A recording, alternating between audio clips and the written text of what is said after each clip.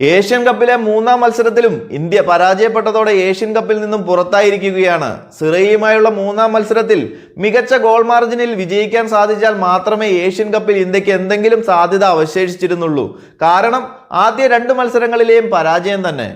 എന്നാൽ നിർണായക മത്സരത്തിലും സിറിയയോട് ഒരു ഗോളിന്റെ തോൽവി ഏറ്റുവാങ്ങേണ്ടി വന്നു. മത്സരത്തിന്റെ ആദ്യ പകുതിയിൽ ഗോളുകളൊന്നും വഴങ്ങാതെ പിടിച്ചു നിൽക്കാൻ ഇന്ത്യക്ക് സാധിച്ചെങ്കിലും രണ്ടാം പകുതിയിലെ 76-ാം മിനിറ്റിൽ ഒമർ കിരുവിൻ ഇന്ത്യൻ ഗോൾ വല കുലുക്കി. അതോടെ സമ്പൂർണ്ണ പതനത്തോടെ ഇന്ത്യ ഏഷ്യൻ കപ്പിൽ നിന്നും പുറത്തായി. കളിച്ച 3 മത്സരങ്ങളിലും ഒരു ഗോൾ പോലും നേടാനാവാതെ പരിതാപകരമായ അവസ്ഥയിലാണ് ഇന്ത്യ ഏഷ്യൻ കപ്പിൽ നിന്നും മടങ്ങുന്നത്. ഇതോടെ ഇന്ത്യയുടെ ഗ്രൂപ്പിൽ നിന്നും ഓസ്ട്രേലിയയും ഉസ്ബെക്കിസ്ഥാനും അടുത്ത ഘട്ടത്തിലേക്ക് മുന്നേറിയിരുന്നു. ഇന്ത്യയെ തോൽപ്പിച്ചതോടെ 4 പോയിന്റ് നേടിയ സിറിയയും സ്ഥാനം ഉറപ്പിച്ചു കഴിഞ്ഞു. ഏഷ്യൻ കപ്പിൽ നിന്നും പുറത്തായതിലല്ല, ഒരു പോയിന്റ് പോലും ഇന്ത്യക്ക് നേടാൻ സാധിക്കാതെ പുറത്തായതിൽ ഇന്ത്യൻ ഫുട്ബോൾ ആരാധകരെല്ലാം നിരാശയിൽ തന്നെയാണ്. അപ്പോൾ ഫുട്ബോൾ അപ്ഡേറ്റുകളുമായി മറ്റൊരു വീഡിയോയിൽ കാണാം. ചാനൽ മറക്കാതെ ഒന്ന് സബ്സ്ക്രൈബ് ചെയ്യുക.